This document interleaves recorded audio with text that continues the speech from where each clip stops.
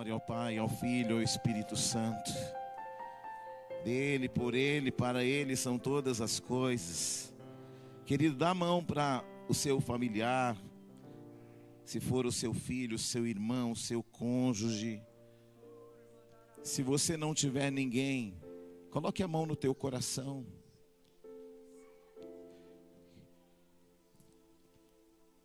Queridos, os dias são maus. A palavra de Deus diz que nos últimos dias sobrevirão tempos difíceis, pois os homens serão egoístas, avarentos, jactanciosos, arrogantes, blasfemos, desobedientes aos pais, ingratos, irreverentes, desafeiçoados, implacáveis, caluniadores, sem domínio de si, cruéis, inimigos do bem, traidores, atrevidos, enfatuados, mais amigos dos prazeres do que amigos de Deus. Tendo em forma de piedade, negando entretanto o poder, foge porém destes. Queridos, a família é o bem mais precioso que nós temos. Você compra um carro novo e ele fica velho. Você se empolga com a roupa nova e a roupa nova também fica velha. Você se empolga com a casa nova e a casa nova também fica velha. Mas esse é um tempo que nós temos que concentrar os nossos olhos e a nossa atenção naquilo que de fato é importante.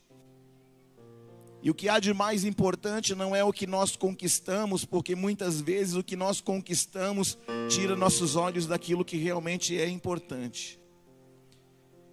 E eu quero dizer, querido, que você concentre sua atenção naquilo que de fato é importante, a tua família.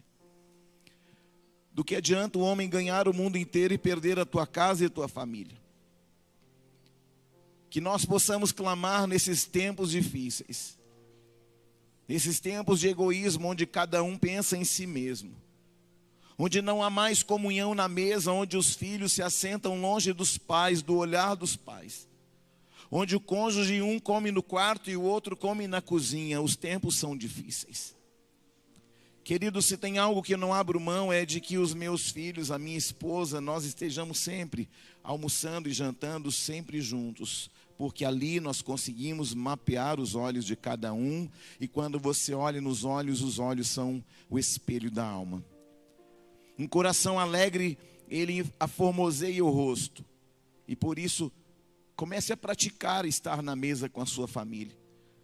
Se você é marido, se você é pai, se você é sacerdote, e se você tem costume de permitir que seus filhos almocem nos cômodos adjacentes da casa, comece a trazer eles para perto. Porque nós estamos num tempo onde a comunhão está sendo rasgada. Mas a palavra diz que na comunhão dos irmãos, Deus ordena toda sorte de bênçãos. Pai, eu quero te agradecer pela minha família, pela minha esposa, pelos meus filhos. Eu quero te agradecer por cada família aqui representada. Senhor, eu sei que os dias são maus, são difíceis. Os homens são egoístas, jactanciosos, arrogantes, blasfemos, mas nós somos teus filhos. E apesar de nós pedimos perdão pela falha como família, como sacerdotes, como esposa, como filhos. Senhor, que haja um conserto entre nós e que haja um alinhamento, Senhor, horizontal entre nós. Senhor, que nós possamos amar a nossa família com a nossa própria vida. Que nós possamos fazer como Cristo, que não tendo por usurpação ser igual a Deus, se humilhou, Senhor, e se fez homem habitando entre nós, para nos ensinar os princípios do reino, para nos ensinar os princípios da paternidade. Senhor, esta nação perdeu a sua paternidade, Pai, porque nós como igreja perdemos o foco da paternidade. Estamos tão focados no ter que nos esquecemos de ser, Senhor. Senhor, eu me arrependo por cada família que ainda não entendeu o peso da comunhão, o peso, Deus, de estarmos andando em unidade, em amor, Senhor, porque amor não é um sentimento, é um destino, Senhor, é um propósito do Senhor. É É uma atitude que precisamos ter todo dia, apesar de cada um de nós, apesar das nossas falhas, independente dos nossos erros e deslizes. Senhor, nós somos uma família que dependemos de Ti. Nossos filhos dependem de Ti, Senhor. A cada dia mais as escolas ensinam a desconstrução da família. Deus, cada vez mais a sociedade começa a construir no intelecto dos nossos filhos que a comunhão não é importante, mas eu declaro em nome de Jesus que haverá comunhão na família, que as setas inflamadas do maligno não terá poder sobre a nossa mente, porque a nossa mente será blindada pelo poder do sangue de Jesus e pela armadura do Senhor de Efésios 6. Deus, eu declaro que toda confusão, todo espírito de divisão, de egoísmo, Senhor, seja quebrado do nosso meio, e que a nossa família possa olhar para Jesus como o único, suficiente, exclusivo Salvador, e que nós tenhamos, Pai, entendimento de que nós somos, Senhor, nação santa, sacerdócio real, povo de propriedade exclusiva do Senhor. Deus, que toda divisão seja rompida nesta noite, e que nós possamos amar uns aos outros como o Senhor nos amou. Eu apresento, Deus, essa igreja, eu apresento cada pai de família, eu apresento cada obreiro, cada pastor, eu apresento a minha vida, a minha família, a minha esposa, meus filhos. Eles são herança do Senhor, e por isso, Pai, eu os apresento diante do teu altar e declaro que praga alguma chegará à nossa tenda, 1000 cairão ao nosso lado, 10.000 à nossa direita, mas nós não seremos atingidos, por causa do sangue do Cordeiro, que tem poder e está sobre cada casa, sobre cada lar, sobre aqueles que aqui estão no templo e sobre aqueles que estão em casa na internet. Sejam alcançados pelo poder desta palavra e desta unção de unidade liberada deste altar. Em nome do Pai, do Filho e do Espírito Santo, eu abençoo sua casa e a sua família. A tua casa será chamada uma referência, tua casa será chamada do povo mais feliz da terra, em nome de Jesus, em nome de Jesus, em nome do Senhor Jesus. Aleluia, aplauda mesmo ao Senhor. Glória a Deus. Aleluia, aleluia. Queridos, abram comigo a palavra do Senhor em Mateus capítulo 5, no versículo 23 e 24. Mateus capítulo 5, versículos 23 e 24. Mateus é o primeiro dos evangelhos. Vem logo depois de Malaquias. Vem antes de Marcos. Quem encontrou, diga glória a Deus. Ah, apóstolo, mas é tão óbvio. Querido, talvez para você. Aleluia. Mas que essa palavra, ela faça muito sentido na sua vida hoje.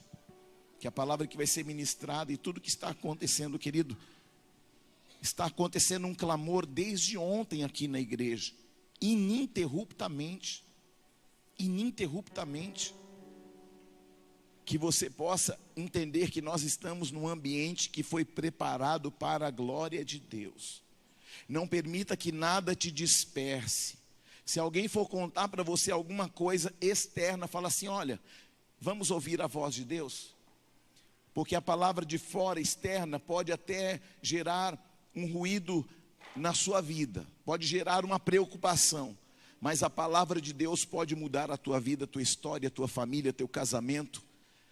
E é por isso que nós estamos aqui, para cultuar ao Senhor. Porque dele, por ele, para ele são todas as coisas. Estou muito feliz, tem muitos visitantes aqui hoje, tem muitas pessoas novas aqui hoje, que Deus fale ao seu coração. Nós estamos num ambiente muito profético, que você tenha a sensibilidade de ouvir a voz do Senhor e de obedecê-la. Mateus 5, 23 e 24 diz assim: se, pois, ao trazer ao altar a tua oferta, ali te lembrares de que teu irmão tem alguma coisa contra ti, deixa perante o altar a tua oferta e vai primeiro, reconcilia-te com o teu irmão, e voltando, faze a tua oferta. Vamos lá em Gênesis 4, porque Gênesis é bem facinho, né? Abriu logo, é o primeiro livro da Bíblia, o livro das origens. Capítulo 4 diz assim, no versículo 3. Aconteceu no fim de uns tempos, trouxe Caim do fruto da terra uma oferta ao Senhor. Abel, por sua vez, trouxe das primícias do seu rebanho e da gordura deste. Agradou-se o Senhor de Abel e de sua oferta, ao passo que de Caim e de sua oferta não se agradou. Irou-se, pois, sobremaneira Caim, e descaiu-lhe o semblante. E então disse o Senhor, por que andas irado? E por que descaiu o teu semblante? Se procederes bem, não é certo que serás aceito? Se todavia procederes mal, eis que o pecado jaz à porta, e o seu desejo seja contra ti, mas a ti cumpre dominá-lo. Amém? Pai, fala ao nosso coração, e que nós saiamos daqui melhores do que entramos, não porque nós somos melhores, mas porque a tua presença, ela nos constrange a cada deitar e a cada levantar. Como o Senhor disse para Abraão, anda na minha presença e ser perfeito. Que essa palavra faça sentido ao teu coração e que ela ecoe até a eternidade. Em nome de Jesus. Amém. Assentai-vos, queridos.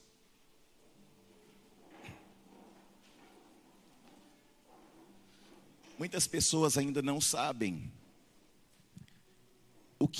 qual a diferença entre você fazer uma oferta, entre você devolver os dízimos à casa do tesouro, para que não falte mantimento na casa do Senhor.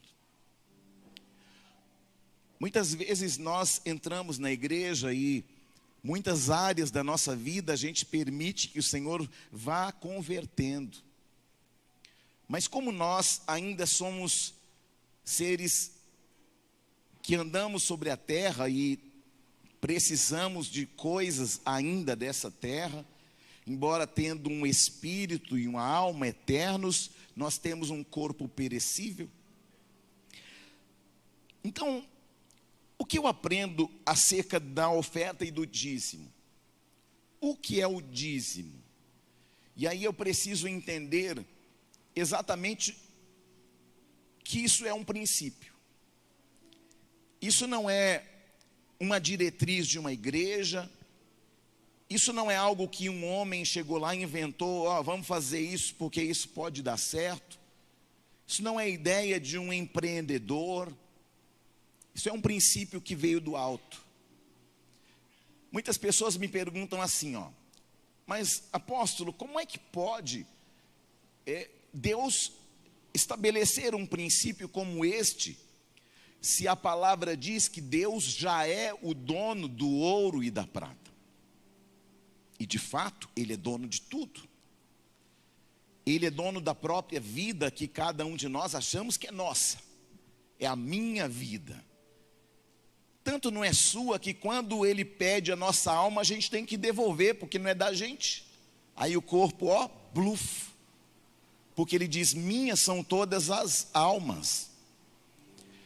Se até a alma é dele, se o corpo é dele, se o espírito é dele, imagina aquilo que Ele proporciona na sua vida a partir do suor do teu rosto, do suor do nosso trabalho.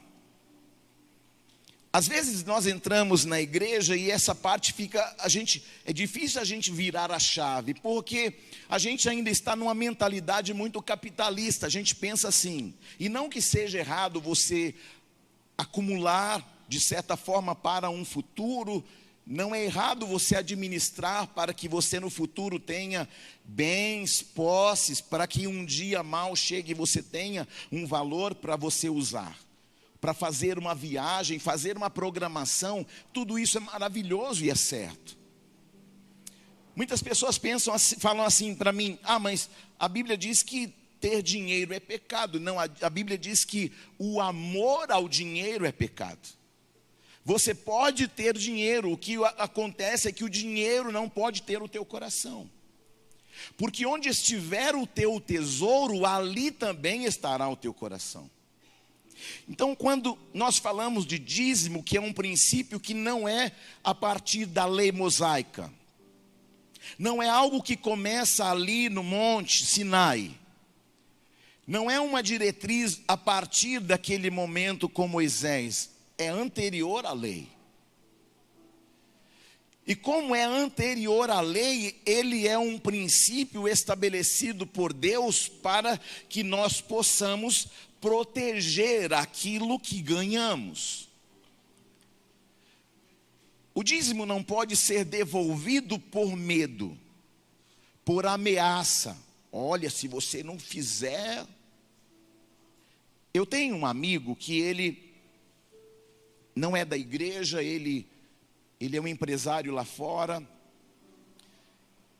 E um dia nós estávamos conversando e ele me indagou acerca desses assuntos. E ele disse para mim, mas me explica isso. E eu expliquei para ele e disse, olha, a questão do dízimo, Deus fala da 10ª parte.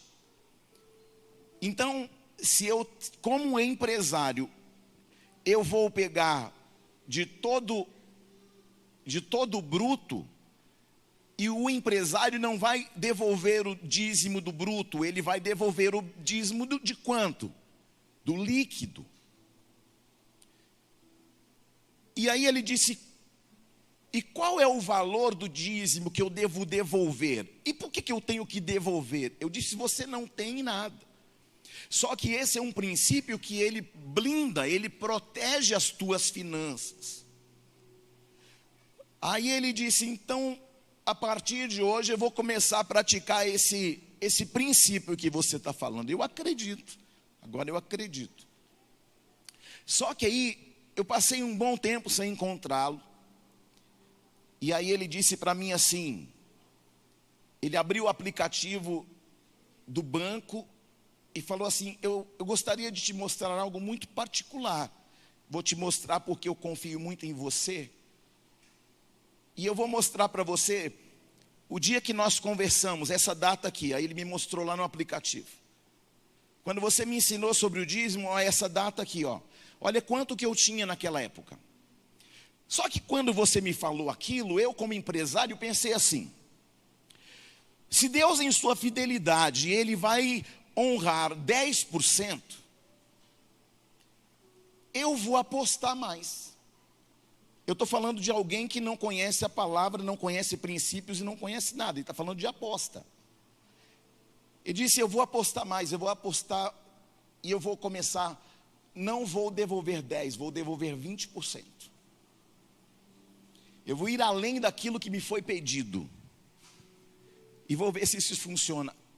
Passaram-se há mais ou menos uns 2 anos, eu reencontro no aeroporto, e ele fala assim, deixa eu te mostrar algo aqui. Olha o dia que nós conversamos.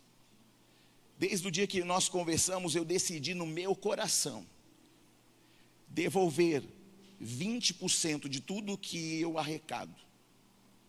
E olha quanto eu tinha no dia que nós conversamos, e olha quanto eu tenho agora. Ele falou assim, a matemática não bate. Eu já fiz tantas contas e tantos cálculos para me fazer entender como que isso aconteceu e como que os meus rendimentos aumentaram tão significativamente. E aí eu fiz algo ainda em cima do que você me havia ensinado. Você falou para mim sobre a oferta. Aí eu decidi então, além dos 20%, eu decidi entregar ainda uma oferta de 10%. Ele me disse, então, eu devolvo além do dízimo, eu entrego para Deus 20%, e ainda entrego 10% de oferta, que oscila às vezes, porque eu faço isso do meu coração. Então, às vezes passa, às vezes eu decidi fazer isso. Aí ele falou assim para mim, olha como está a minha vida financeira. E aí eu falei para ele, você sabe que isso não salva a sua alma, né? Porque às vezes você está achando que você está prosperando financeiramente e que isso vai salvar a tua alma. Ei, escute, isso aqui é para um ambiente aqui embaixo. Salvação é outra coisa totalmente diferente, é gratuito, você não paga nada, você está entendendo? Aos pouquinhos ele está começando a entender isso. Então, querido, o que é o dízimo? O dízimo é o ambiente que protege tudo que você ganha. Porque nós temos uma sociedade com Deus, e o que Deus faz? Ele te dá 100% e fala assim, olha, devolve 10 para mim, não é porque Deus precisa. É porque Deus entende que quando você pratica um princípio, e aí ele mesmo vai falar em Malaquias 3:10, que nós vamos entregar a ele, ele fala, fazei prova de mim. É o único lugar na Bíblia que Deus fala assim, depois que você fizer isso, faz prova de mim. Se eu não vou abrir janelas nos céus e derramar sobre você bênçãos sem medidas. Querido, isso é Deus falando, não é homem, não é sacerdote, não é apóstolo, não é pastor, é Deus falando. Então, o que é o dízimo? Aquele que protege os teus bens. O que é a oferta? Aquilo que é a semente que é produzida dentro do ambiente que está protegido. Você está aí, não? Então, eu devolvo a Deus, o que Deus faz? Então, vou proteger tuas finanças. E aí a semente que é a oferta é o que? De fato uma semente, e quando você planta esta semente produz a 30, a 60 e a 100 por um. Mas por que produz 30, 60 e 100? Porque a medida da oferta tem a ver com o culto. Então lembre, o dízimo tem a ver com a igreja, porque você devolve, isso recai sobre a igreja, sobre os celeiros da igreja. Então Deus não deve nada a ninguém, porque Deus é absoluto. Quem está comigo? Quem está entendendo o mistério? Então Deus transforma a minha oferta em tributos de honra. Quando nós apresentamos, por exemplo, para você, a compra do terreno, lembre, é o teu dízimo que é transformado em benefícios para quem? Para Deus ou para você? Para você. Então a gente pega daquilo que você oferta e a gente trabalha esses valores, porque o dízimo e a oferta da igreja não vai para a minha conta pessoal e particular. E é por isso que a igreja tem um CNPJ. Ela tem uma conta própria, ela tem uma organização. Ela tem um grupo de pessoas que organizam as contas da igreja. Por que eu tenho um grupo de pessoas que organizam as finanças da igreja? Para que os teus dízimos e ofertas, eles sejam transformados em benefícios para a sua vida, para a vida dos seus filhos, para a vida dos filhos dos nossos filhos. Nós compramos um terreno e não pagamos ainda. Infelizmente, o que entra do desafio de Josué, que é um carnê mensal, a conta não bate, porque o que entra no carnê é menos do que nós precisamos para pagar. Então, todas as vezes que eu entendo isso e eu invisto no reino de Deus, isso vai se converter em meu favor de alguma forma, em algum lugar, em algum tempo. Eu estava falando com outro amigo outro dia e eu estava falando com ele sobre a tâmara. Ele me mandou uma foto de uma tamareira carregada de tâmara. E a tâmara, ela demora até 70 anos para produzir. E aí um jovem, ele viu um senhor plantando tâmara, ele disse assim, mas é uma tolice plantar tâmara.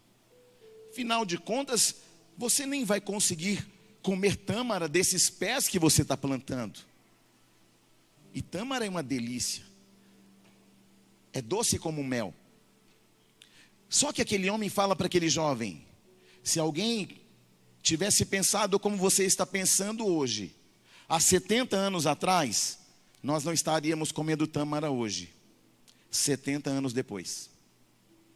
Então, todo investimento que nós fazemos como igreja, que são as contribuições que cada um de nós fazemos aqui dentro, nós convertemos isso em quê? Em conforto, cadeiras boas, um bom ar-condicionado, uma iluminação, som, internet.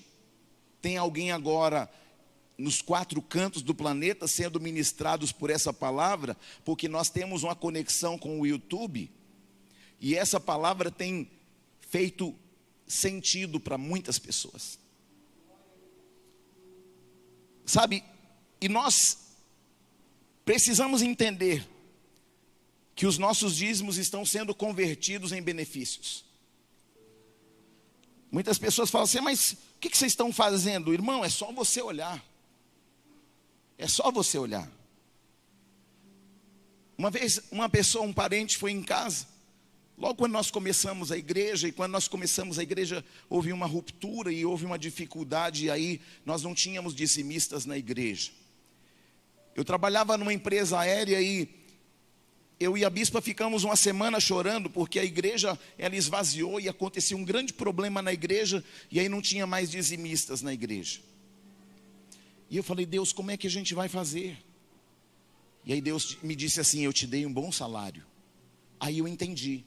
Aí o que eu fazia? Eu pegava 90% do meu salário na empresa aérea para cobrir aluguel, luz, água e as contas da igreja de som que a gente tinha recém comprado, de tudo aquilo que eram os aparatos que nós compramos para benefício da igreja.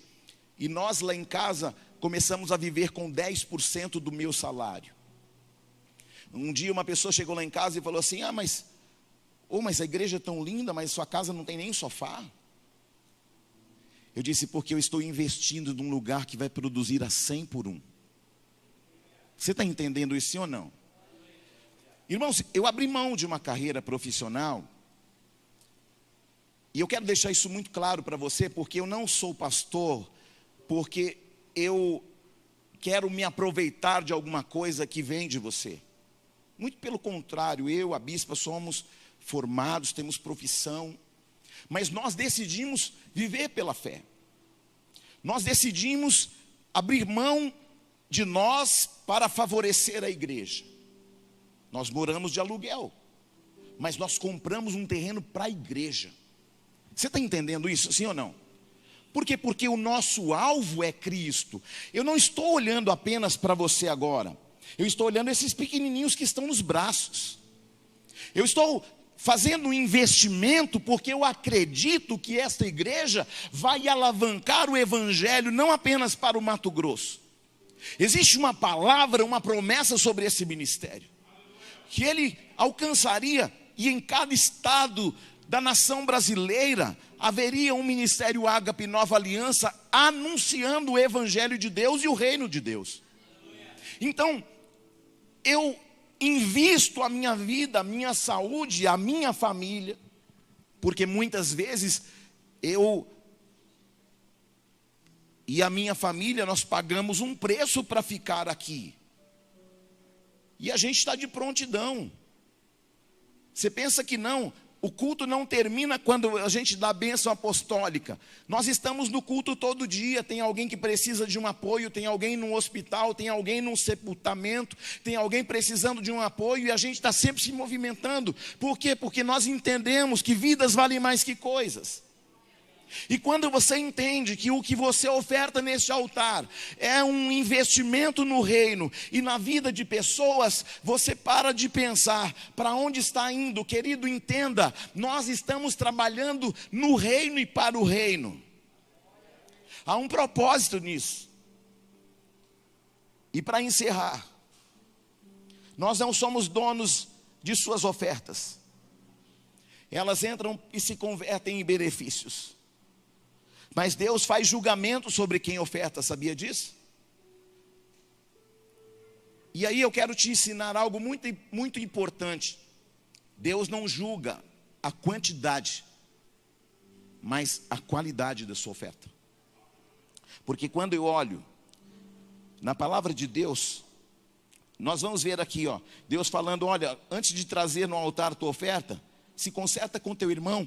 Ou seja, Deus está falando o seguinte: Eu me importo muito mais que você esteja bem com o seu irmão do que com a quantidade do que você vai entregar. Você está entendendo, sim ou não?